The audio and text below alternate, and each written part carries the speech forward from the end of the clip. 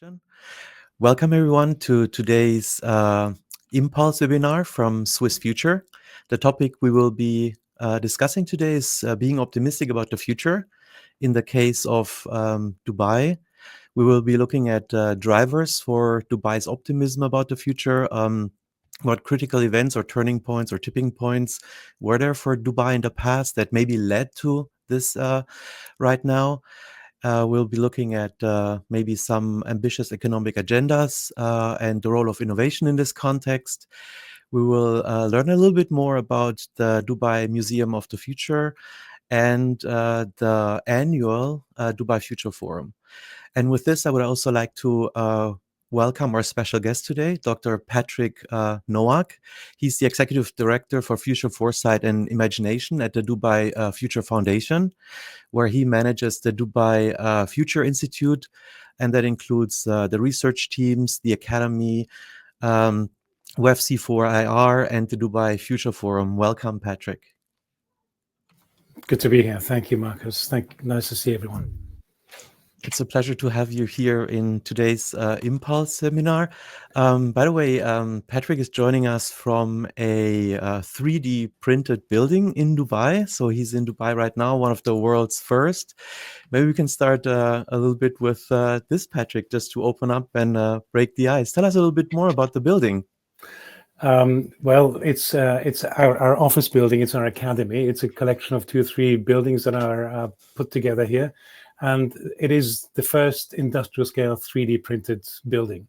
There is, so back in the day, I think this was in 2015, 2016, a few years before I joined here, there was the determination, the drive, the intention to make 3D printing part of the infrastructure industry, the construction industry here.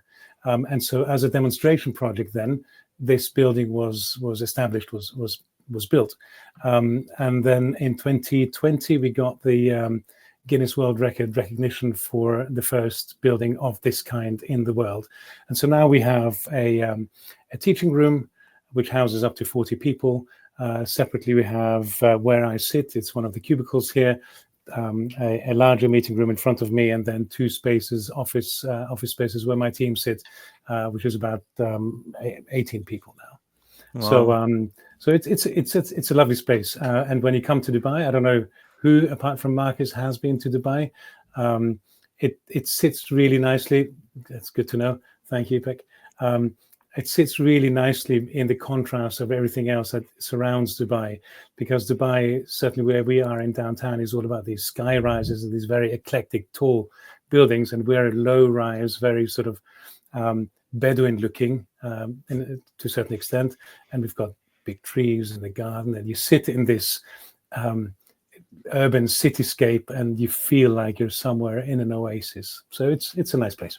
Oh, really, come and see us. Yeah. I want to see it now. Yeah.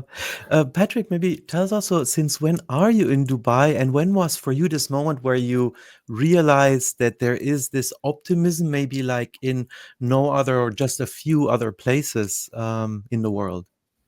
So look, I moved here just before COVID. So that was in January 2020. I was headhunted to join the team here. And I came for a visit, and it struck me as being a place that had a very strong can-do attitude. I think it needs to be said that I moved to Dubai from the UK. I was at the Royal Society in London, and the Royal Society, you might know, is a fellowship of scientists, and it was established in 1660. So you've got an organization that's 350 years old, and you move to a country that's at that time less than 50 years old, right? And so things are just done differently. The urgency is different. The desire to experiment is different. The readiness to take on ideas, but also to drop ideas, is very, very different too. So that was the main insight that I picked up actually really, really quickly, because at the Royal Society, processes have a certain flow. They take a certain amount of time. You have various committees, and the report, for better, for worse, has to go through 11 steps of approval before coming out. Here, things, the chain is much, much shorter. Mm-hmm. And is that, you attribute that to a cultural difference, or just because it doesn't have this legacy that it has to drag with it these 350 years? Yeah, it's really both. I think the legacy is a really important piece, Hmm. but the other thing is that there is an urgency to just do so much. There's a very famous video of Dubai, the main road. It's called Sheikh Zayed Road, and at the beginning of the road, not far from here, there's a skyscraper which was opened by Queen Elizabeth back in 1972, I think. And it was the tallest building in the Middle East at that time. So today it's one of the small buildings, on that road. But the video takes you along that road and you see the whole, all of the city just growing and being built. And what's built in 50 years, other places take hundreds of years. And of course, that's because you can leapfrog here. You have technology today that you can implement and just plug and play that other cities and other jurisdictions, countries have taken a long time to build and to discover. And here there just is this sense of urgency. Hmm. And what do you think, from what you could have, or you have learned, when was this, we use this term moment, when Dubai was suddenly waking up, and maybe what were the initial drivers? So I think the waking up came. So there's two moments of awakening. One is a local awakening, I would say, and the other is an international awakening. So people who have awoken to Dubai.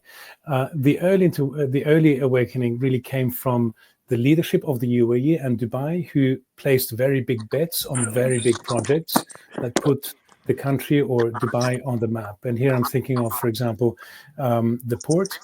Um, Dubai has one of the six oceanic ports in the world, and that was built back in started back in the 60s when there was no apparent need for such a port, but the investment was made nonetheless. Another very big investment back in the day was the creek and the canal, which allowed for that trade to happen within Dubai. But then more recently, it's the big investments in things like or ventures like Emirates Airlines. So Emirates is now one of the largest airlines in Dubai. We have more than 100 million passengers annually transiting through the city, and it's too small. The airport is too small. So the next airport, DWC, is being built. It will accommodate by 2040. That's the expectation. 250 million passengers, Wow. which is massive. It's absolutely massive. But you can do that in a place that has no space constraints. So Mhm. here, the airport is being built in the desert, and you can just build it almost from scratch. And you Mhm. can use all of the technologies that are being built around the world. And these are being imported and put to use in this very different context. The second thing, a really important awakening, really has come very shortly after I joined here. And that was COVID or post-COVID. I think every country, every individual, every society has had their own experience with COVID on how it was dealt with and how a society and economy has emerged from that. And the way the UAE and Dubai have dealt with this is very, very different. You've got to remember, and I've mentioned this in the outset, in the early moments of the call with Markus and colleagues, is I am Swiss too. And of course, I'm a strong believer in democracies, and at the same time, you have realities which are non-democratic and yet well led, and so you have an autocratic system that has a long-term vision of where the leadership wants to go, where they see the future of the city and the country going, and that just gets implemented quite seamlessly. And so as a result of that, COVID, there was no debate. I was going to say very little, but there was no debate about the needs for testing, the needs for vaccination, the needs for a short and sharp lockdown, but then a very measured and deliberate opening again. And so the reason I mentioned COVID as being really important is because the economy and the city opened very quickly. There were clearly some hiccups, but Dubai was one of the few places in the world in 2020, in late 2020, where people can actually travel to, where people travel from. There were a lot of visas issued for people to work remotely from Dubai. So if you're employed in the UK, in Europe, in Asia, anywhere, and you can show your contract and you can do your work from Dubai, you get a visa and you can work from here. And so one of the reasons that it was so important that Dubai opened quite quickly and safely was because of Expo. So Expo 2020 got delayed to 2021. The big investments have been made. It was going to happen at one point, no matter what. Clearly, it happened in 2021, but the city, the airport, the infrastructure, the people, the services had to be ready for the millions of people who are going to come to Expo. And it was quite a successful event. So that was, I think, an opening. So the world suddenly realized that, there is Dubai, things happen in a certain way. And there was global recognition of that. And then I think the third piece is COP, which we had mentioned last year. People will have the world will have its own interpretations about COP, about Expo, about all these things. Nonetheless, Dubai has been put on the map as a consequence of these things. And as a result, you've got thousands of people moving to Dubai, and there's just not enough spaces for people to move to. So Patrick, what we're hearing is that on the one side, we can see what such a system can do if you really have this open green field and you have ambition. But you said something very interesting earlier that I maybe want to dive into a little bit more. You said that when they built the port, and especially when the politicians and people in the 60s, early 70s were thinking about repositioning, they calculated the dimension of the port to a size where there was no obvious or apparent need for that size. And yet they did it. And no matter like if it's an autocratic or a democratic system, we know that all kinds of countries, Switzerland included, can develop ideas that are big, and then they seem like they have no apparent need, and it often keeps us from then doing it because either it doesn't solve a problem today, or yes, it doesn't make sense because it doesn't have this apparent need. With your experience and maybe what you've seen in Dubai, do you have any like pointers what are important to kick off projects of larger scale, even if they seem in the present as if they have no apparent need? Look, I think this is like the $1 trillion question almost, isn't it? And I think over the years around countries, we've seen a lot of white elephant projects, and I think no country is immune from that. And I think some countries are perhaps more guilty than others of an entire zoo of white elephants. Now, I think it comes down to a number of things. It's really having that vision, and vision is not something that. I think there's a shortage of vision around the world, and there are moments in time, people in time who have these ambitious visions, and they have the charisma, they have the finance, they have the wherewithal, they've got the clout to implement those visions. Now, I think I've developed scenarios for many years, and what has always frustrated me is that very often the most optimistic scenario is always is frequently explained by this visionary leader coming about and saving the day. And to an extent, the UAE have been lucky in that there has been visionary leadership. And what is really interesting in that context is that it's a multi-generational leadership. So in other words, it's like a monarchy that is in power for the foreseeable future, for generations to come. And that is here seen as an opportunity not to be a power grab, but to develop something for a population that will be led by their children and their grandchildren and so forth. So there's a real investment in that. So, we've seen leaders in a number of countries having held on to power and changed constitutions to stay in power, but not for the benefit of the populations. Whereas here, it really, I think, it has a very different kind of purpose. Clearly, the fact that oil was discovered in the UAE as well has helped, because it has meant there was a significant cash injection. But I think what's important to note as well is that Dubai, as one of the seven emirates, is not the economy of Dubai is not dependent on oil. right? So the economy here rides on tourism, on trade, on real estate, on manufacturing, etc., etc. So it does not depend on oil. Oil income in the UAE, in Dubai, is really only about 1% of Dubai's GDP. So it's a different setup, and that means things have to be big bets have to be placed. Mm-hmm.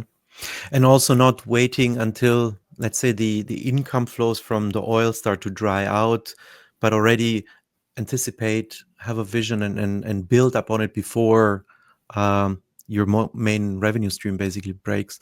By the way, I lost Patrick's video. Do others also experience that we lost some videos? I guess this is a technical thing of K-Meet. Yeah, a couple of them are lost, actually.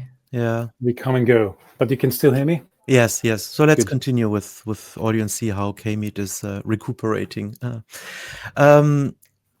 Well, that leads me to a follow-up question then. Let's say one gets into this mindset of long-term thinking, of developing a vision, wanting to follow through, and maybe no matter now if what the political system is, or maybe in a company where you don't have maybe democratic cycles of the leadership, and you can make sure that either someone stays longer in power or creates a vision that goes beyond their term. What do you think are critical factors in the execution itself? No matter how long you are in power and for whom you're planning after you, but what are like these critical factors in execution? I think another critical question, clearly. Look, the reality here is that institutions are becoming stronger here. So institutions are becoming more well versed in how to execute on specific economic and policy requirements as a whole. And this is something that I think is observable growth. Here I'm talking about public institutions, but also private institutions. It's about creating that level of trust, that level of knowledge, having the right kinds of people.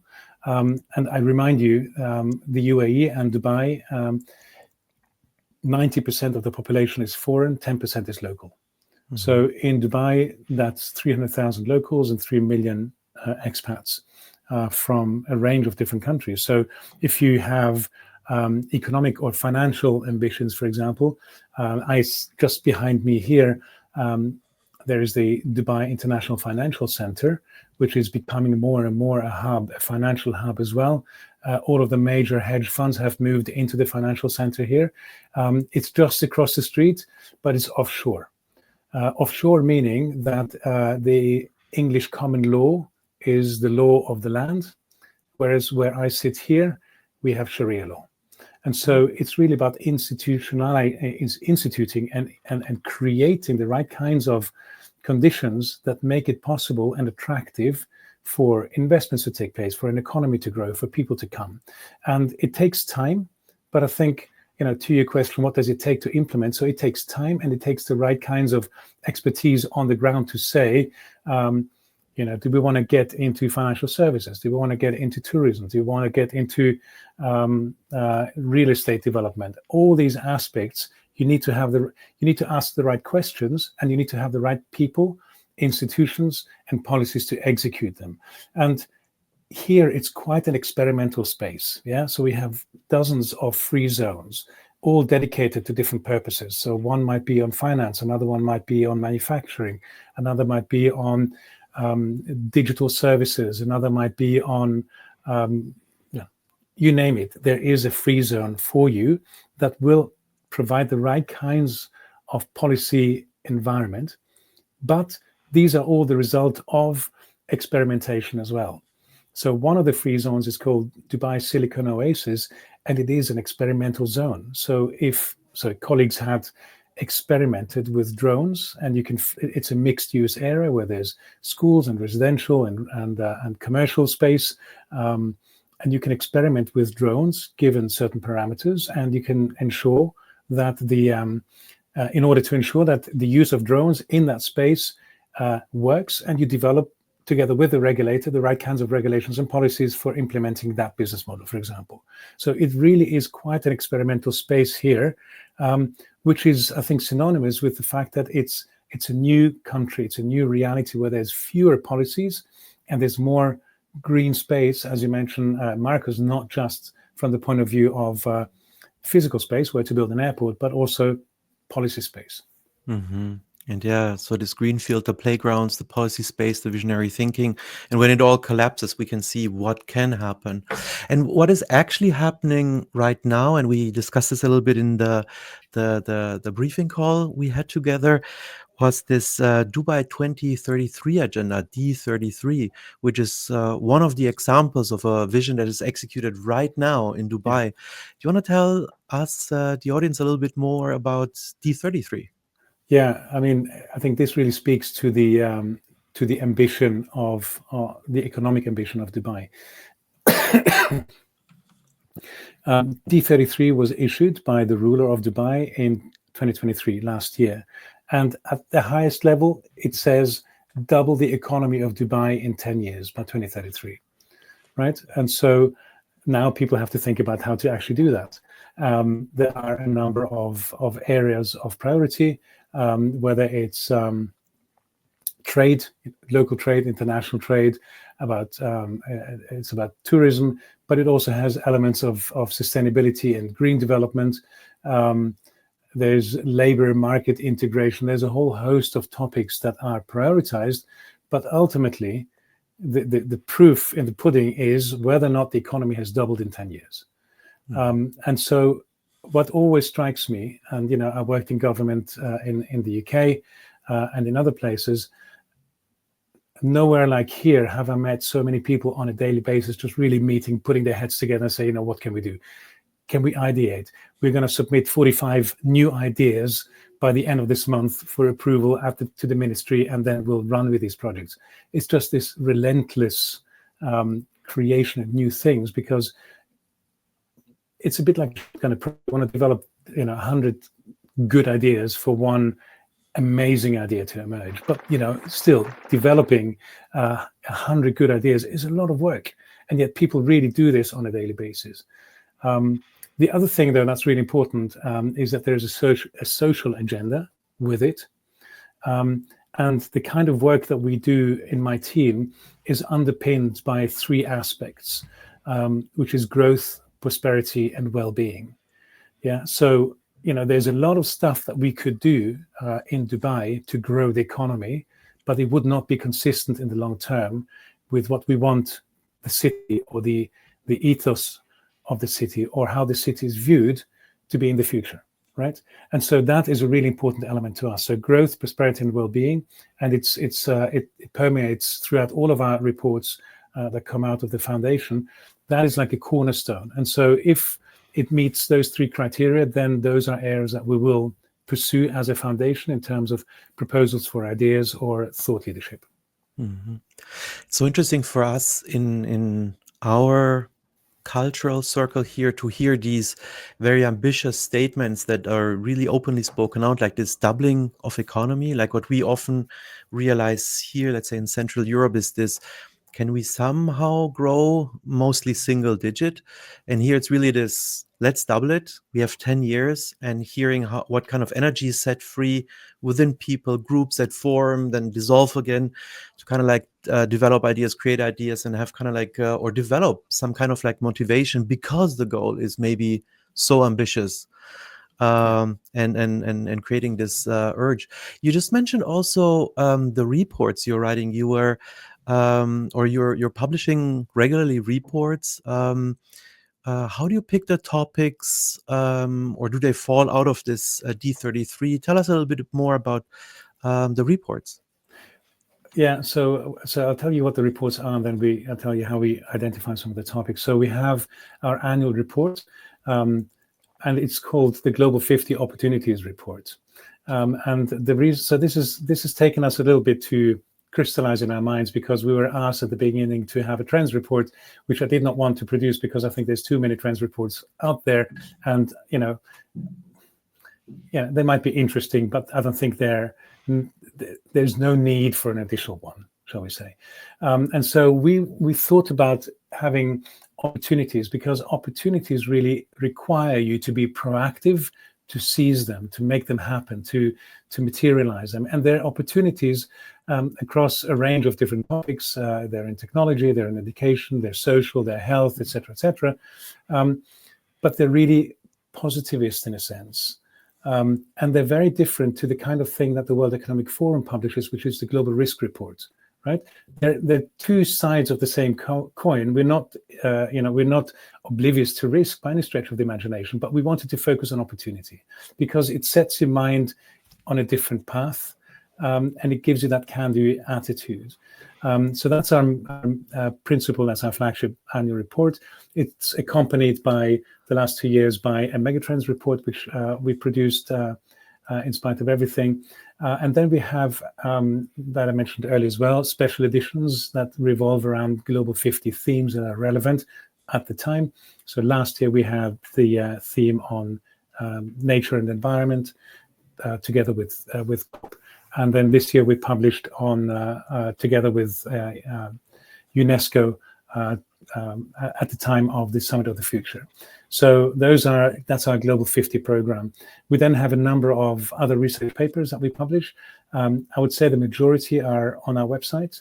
Some are private because we use them for lobbying. And so we recently published the I can't remember, we published it last year, the guidelines to, hang on, I've got it here somewhere, AI in creative industries. That's the work that we published as the World Economic Forum Center of the Fourth Industrial Revolution here. And this is a topic that has also matured over time. But the idea really is that we wanted to put a stake in the ground to say, everyone talks about AI and how they can use it and how easy it is to do, to create film and text and images, and everyone can do everything, and good luck to you.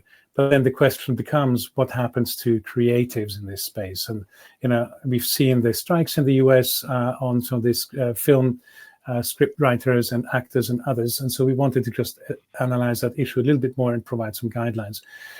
All of our research, certainly in the Dubai Future Foundation space, is mandated in a sense to be relevant for the next 10 years or more. So our mandate as DFF is to provide guidance on what is going to work or what is going to matter in 10 years' time. Because otherwise, and because we're sector agnostic, if we didn't look at 10 years beyond, we would continuously step on other organizations' toes, because we talk about energy, we talk about inclusion of disabled people, for example. We talk about health. We talk about telecommunications. We talk about data. We had a very strong report on the data economy for Dubai, which was not picked up, and it will be picked up now because there's a greater and greater recognition that you cannot exclude data from your economy. You have to be better at sharing it. So all of these reports, we're trying to steer some of the policymaking in Dubai with a long-term view. Mm-hmm. I had the opportunity to already read 3 of your reports, and what you say.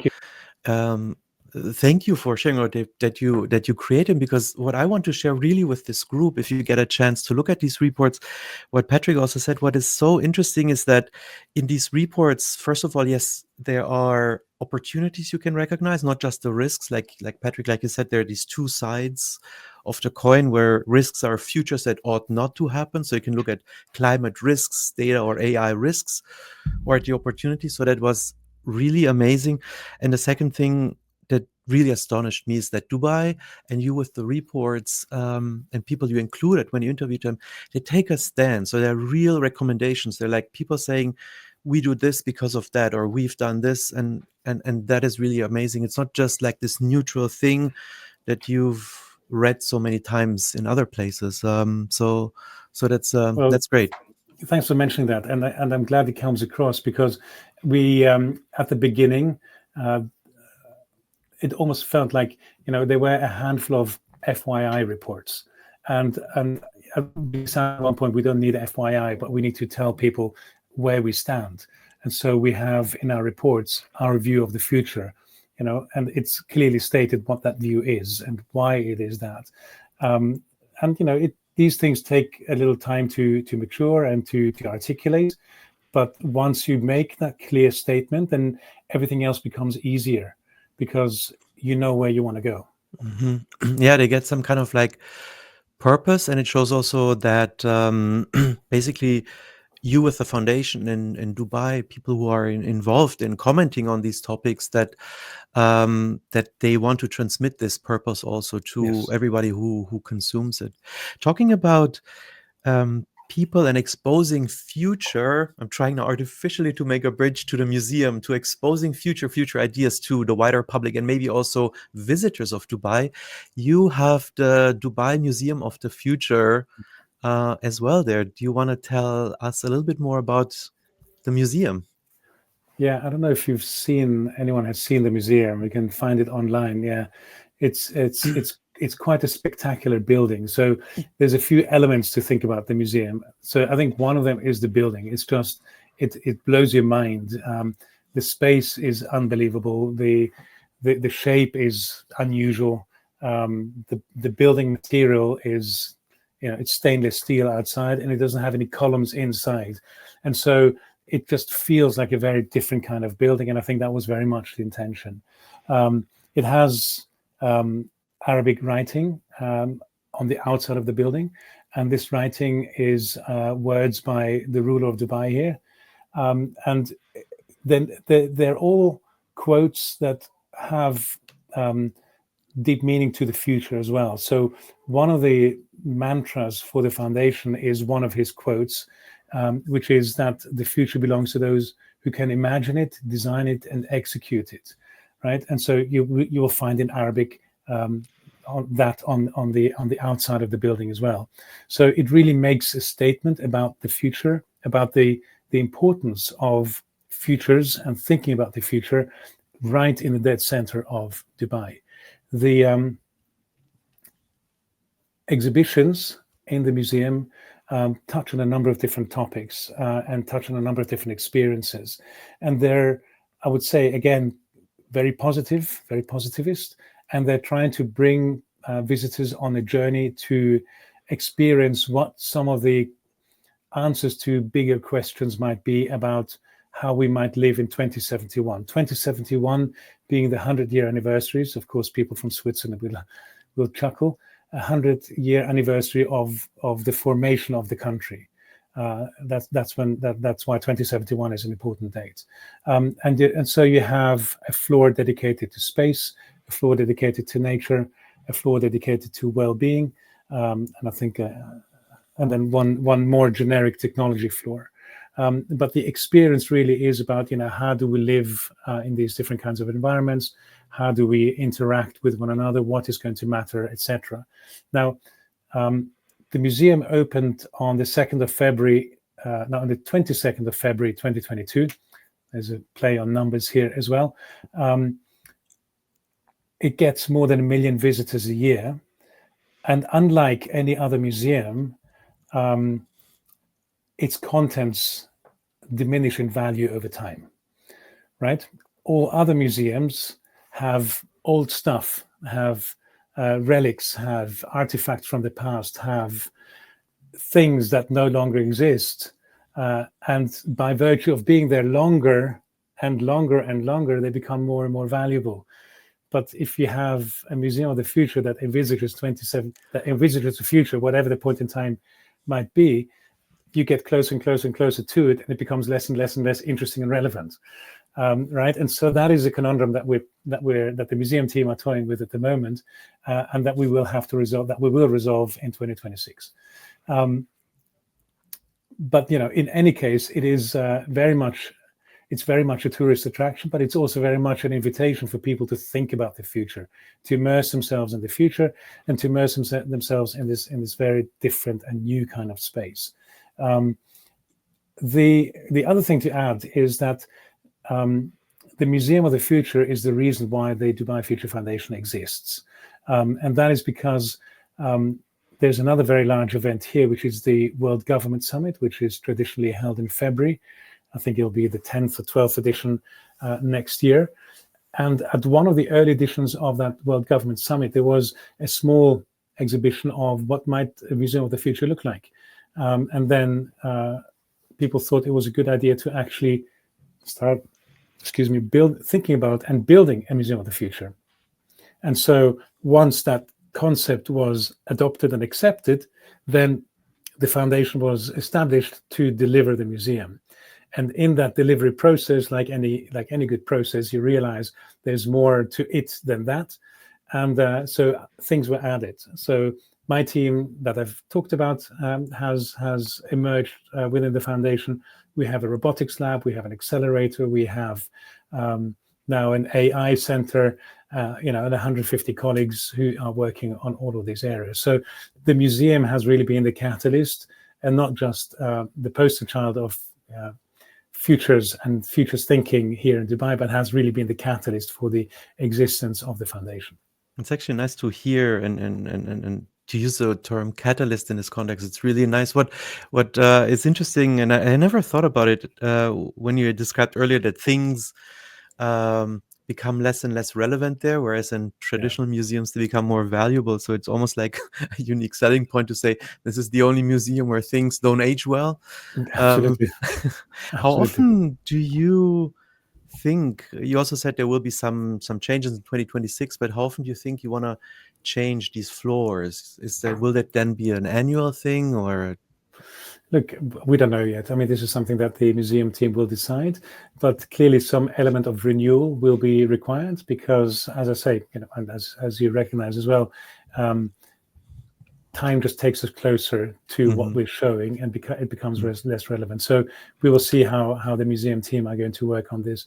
But I think the nice thing is that we're having conversations with them on how some of the research that we are doing might shape some of their thinking about what the future may hold for the museum. So it's becoming, it's coming full circle, where the museum has been the reason for us to exist, and now we feed back into the museum and all that. So it's quite a nice circular story. And we can use now the museum also as the starting point to talk a little bit about the Future Forum that will take place the third time this year, and which will be hosted at the museum. So it's also a venue location for you and the forum. Tell us a bit more about the forum, how it started, the vision for it. Yeah, so the forum, I mean, I've always had the idea, because I've lived in London for a long time, where there are all these university-related festivals. UCL has one, which is lovely. It's called It's All Academic. And we've got 2 days of engagement with academics, with the research, in a very light way, but engaging manner on campus. A lot of universities do that. So I've always thought that it'd be nice to have something which displays our research or which brings people together. But then, of course, the museum opened, and that was that was in 2022, as I mentioned. The museum opened, and people were coming back to Dubai. People could travel to Dubai after COVID, and so we seized that moment, we seized that opportunity, and thought, in I would say very much Dubai fashion, we thought we will make this the largest gathering of futurists, right? So our wild ambition was to have 500 people at the event. We didn't have much time to organize it. I think we had about 4 months, and we pulled it off. We had 900 people the first year in 2022. We shut down the museum for the 2 days of the event, and the event takes place in the museum itself. And of course, it has evolved from being my little idea of just some nice research talks to being something far more engaging and involving. And last year we had 2,500 people at the event, which we will have again this year. The idea of this is, as one of our futurist colleagues, John Sweeney, has mentioned, it has become quite quickly the big tent event in futures, where you go to a lot of Foresight or futures related events, and you have the event where all the academics go to, you have the event where the consultants go to, you have the event where the NGOs hang out, or so, the event on Foresight, on government Foresight, like the OECD. You have all these groups, these focus groups that meet and focus. And so we wanted to be a bit more open and try to involve really everyone. And by everyone, I mean we do go out of our way to try to achieve that.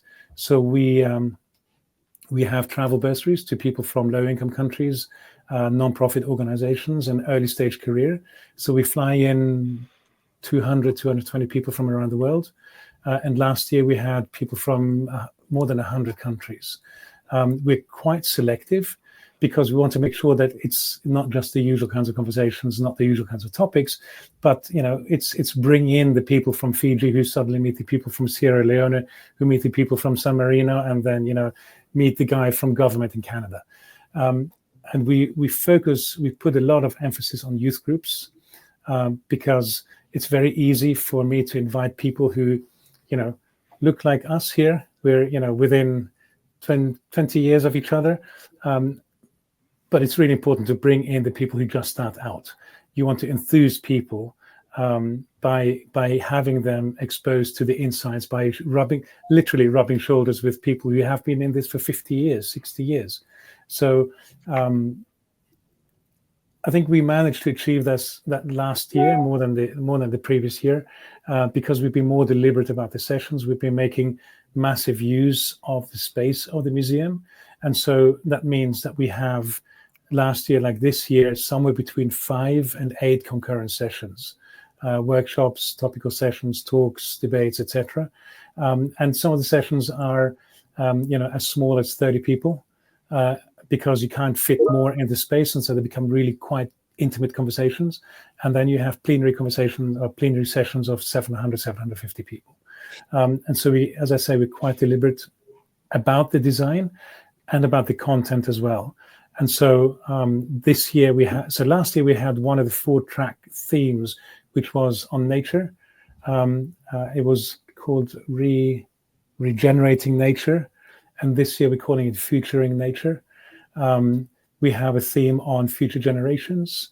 We have a theme on future of health, which is a new track this year.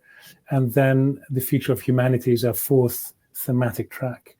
In addition to that, we have a technical track, which is pulled together by Global Future Society members, which is a network that we've established. It's more of a technical track. And in parallel to that, we have 3 workshops happening throughout the day. And we're likely to have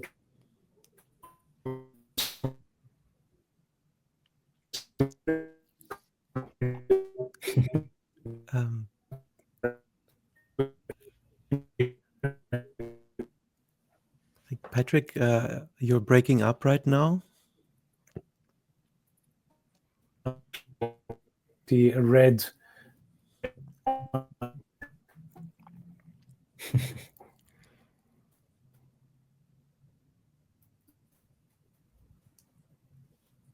I don't know. For me, Patrick is now, I cannot hear him anymore.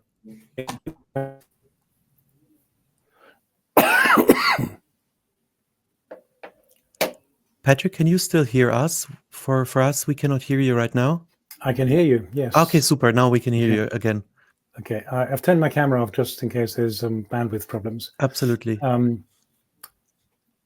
So yeah, that's at high level, the forum, which is a jolly good party. You should join it. Yeah. I had the privilege to be there last year, and I'm coming this year as well. It's really, really big. And like Patrick also said before the audio broke up, it's really incredible how these sessions run in parallel, the amounts of different topics one can choose when they attend the forum. So for those who are interested maybe to look a little bit about or are interested in content that was last year, the Zur Foundation and the forum are actually publishing these videos also on YouTube. So you can go to YouTube and you can at least see some of them. I don't know, Patrick, are all of them online or just selected ones?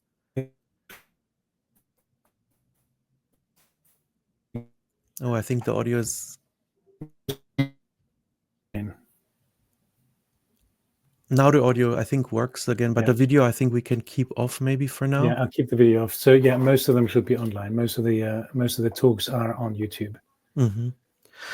I'm aware of where we stand in time. We have another just 15 minutes left. I think maybe what we can do is maybe we open up the forum here to see if anyone has some thoughts or questions to the topic we discussed today, or to Patrick himself. So with this, I'd like to just open up the floor for everyone.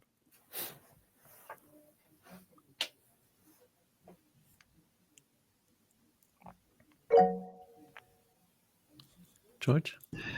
Let me make this short. Patrick, many thanks for this very interesting presentation and insights in all those initiatives in Dubai.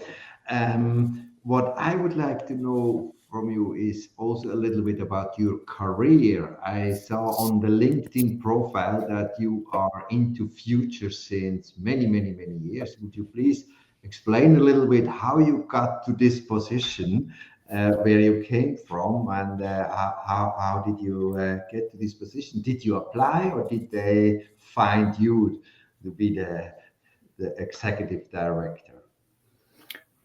Good question. So in reverse, yes, they found me. They found me at the Royal Society. So, working back, I was at the Royal Society heading up emerging tech and Foresight. And previously I held some positions in consulting, but also in United Nations, like UNAIDS in particular, running scenarios work, running technology foresight work at the Comprehensive Nuclear Test Ban Treaty Organization, which is another UN body. But I really started out my futures career in a joint project between Shell, the oil company, and UNAIDS. And that was back in 2003, I think, in 2003, on a project called The Future of AIDS in Africa. And that was quite a pioneering piece of work because it brought private sector in with an international organization like UNAIDS, and they and Shell made its know-how and expertise available to UNAIDS in a 2-year project to make that happen. And that was my kind of entry into scenarios and foresight. By training, I'm a scientist, I'm a biologist, and I fell out of lab science because it was just a little bit too boring and not sufficiently interactive. So I went back to university, got a degree in social policy, and then moved into foresight. We have another question. Hello, Patrick. Thank you. It was really inspiring. I noticed that these 3 foundations, growth, prosperity, and well-being, it's kind of, it's like natural foresight. But at the same time, I was asking myself, I know last year or the last 2 years, many companies are moving to Dubai, their headquarters, strategy departments, etc. It's a result of a policy change also in Dubai. Where to get the best information about the country at the moment? I just checked my scanning kits. My first information came about Dubai or United Emirates is from 2018, but I don't know where to get the real statistics about the company, about the country. Very good question. I think statistics and data are really hard to come by, and we actually make that point in one of our reports about the data economy. So I think some of the statistics are available. I think different Emirates will have different kinds of statistics. So the Emirate of Dubai will have their own statistics, the Emirate of Abu Dhabi, and the other 5 will have their own statistics databases. There might be something at federal level, but it's not one of those, I would say, high data point realities. Now, I don't know if the question is about general interest or whether it's, do you want to make decisions about whether or not to relocate the company here? No, it's about the general interest as well, because I used to, I never audited a company in Dubai. That's why, as I visited Dubai as a personal interest. But when I visit a country for audit purposes or any foresight project, I would check the country statistics first, always. And now, before coming to this discussion, I was just checking my notices from previous years, and I couldn't really find. I used to find any Booz Allen Hamilton reports or CB Insight reports about venture capital from Dubai, but nothing else. I think there will be additional reports, like there are a number of UN indices where the UAE will feature on, or rather the quality of index, the quality of life index, various reports, Okay. the passport power index. These are the indices where the UAE will rank really highly. And there will be some some United Nations indices where you will find some UAE data as well, not local Dubai data, because generally speaking, you find federal data. But I share the view that there is a shortage of some of the data, for sure. Okay, thank you. Do we have any other question? Patrick, yes? Yeah, thank you, Patrick, for your very interesting remarks. Maybe one question: what are your main challenges at the moment, and how do you cope with them? So it's the heat in the summer, but more seriously, I think it's not so much a challenge. It's a recognition. I think the recognition is that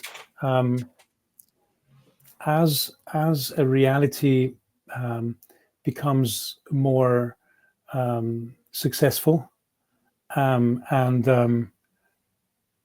what's the best way of putting this? And more articulated, there may be elements of risk aversion that were not there before, right? So what I mentioned earlier is, of course, compared to the Royal Society, which is 350 years old, this country is still incredibly nimble. But compared to what it was a few years ago, it's a bit less nimble, because there are more realities that we have to grapple with.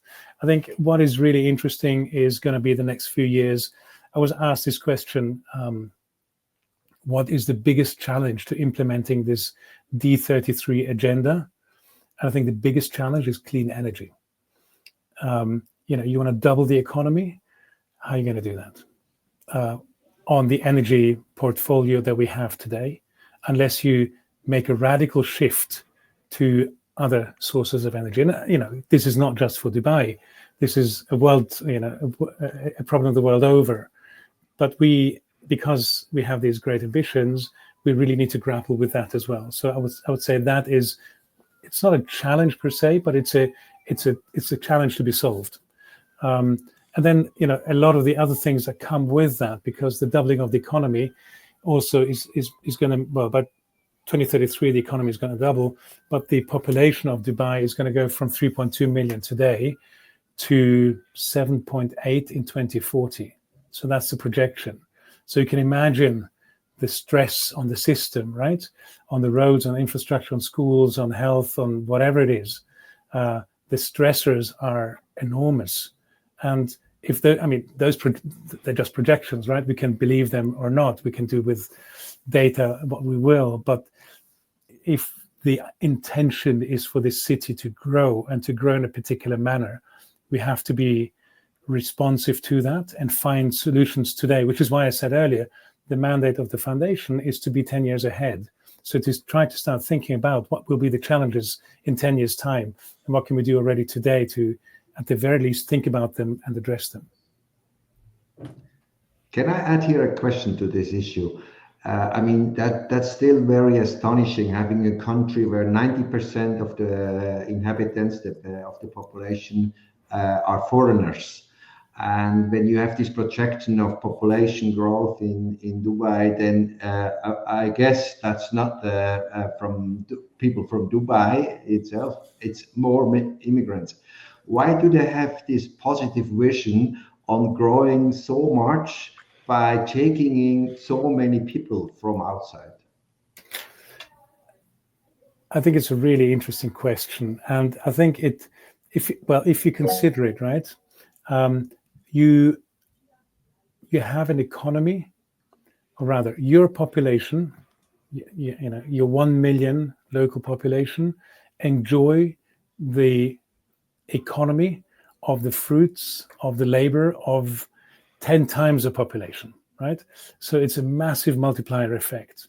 And so what is possible when you have 10 times your labor force is just so much more and so much more impactful. Now, I will not go into some of the worker rights issues. We all have our views on this, and they may or may not be different, but nothing of what happens here hasn't happened elsewhere. And so it really comes down to the extent to which we want to be open to other people coming in, providing their labor, whether it's strong arms or an intelligent brain, and everything in between, and how we make best use of that. And I think what's a really interesting and important question here is how do you ensure that you have a population here which is comprised of Ukrainians, Russians, Israelis, Arabs, Swiss, and Muslims, the whole gamut, Pakistanis, Indians, flashpoints around the world, and here people just work shoulder to shoulder and get on with it. We take our son to the beach, and you could think you're in a beach in France or Italy or anywhere in the world, and you cross the street, and 10 meters from the beach you have a mosque, and there's cohabitation and there's full tolerance. Mm-hmm. But are there also geopolitical ambitions here? To be more powerful than just the 3 million emirate in a geographically difficult area? Look, geographically difficult. It's not incredibly geographically difficult. I think the way the country has positioned itself has been really pragmatic and really open. And so rather than being closed to one side or another, of course, there are economic benefits, but there's economic risks with those decisions as well. So I think it's really about creating the kind of environment where discussions, conversations can happen, where negotiations, peace negotiations can happen, where the role of the country can be that of a mediator and can be that of a pragmatic leader. That's what I would say. Yes, I have a short question for you, Patrick. My question regards Saudi Arabia, and how do you look at Saudi Arabia from UAE perspective? And does UAE compete with Saudi Arabia in terms of future economic hub in the Middle East? Short answer is yes, of course. Though, it's a bit of an unfair fight because Saudi Arabia is massive, both geographically and economically, and has, I would say, rather somewhat different ambitions, though some of the ambitions do overlap. For example, there's massive investments in Saudi Arabia happening right now in the airline industry. They want to establish the biggest hub regionally. It will take some time. It'll take a lot of money because they're starting from a very entry level, whereas Emirates as an airline, and there's a second national carrier, which is Etihad, Emirates airline is incredibly established. And so I think for Saudi Arabia, that is a serious uphill struggle. I think I know there's continuous competition for workers, laborers, people, not just laborers, but workforce.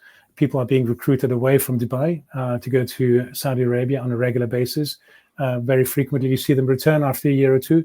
So I think there's a lot of movement of people between the two countries. And it's that pragmatism that I mentioned earlier. It's that openness, which is attractive in the UAE and in Dubai, which Saudi Arabia is still working on. Thank you. I want to be respectful of everybody's time because we just hit our 1 hour mark. Patrick, I want to thank you very much for giving us an insight into Dubai, what is going on there, the optimism, the size and scale of the projects there. And I would also like to thank everybody who joined us in today's session. Thank you so much for making your time and being here with us with Swiss Future. So thank you. Thank you. Nice to talk to you. Thank you. Thank you. Thank you, Markus. Have a good rest of the day. Thank you. Thank you so much. Bye bye.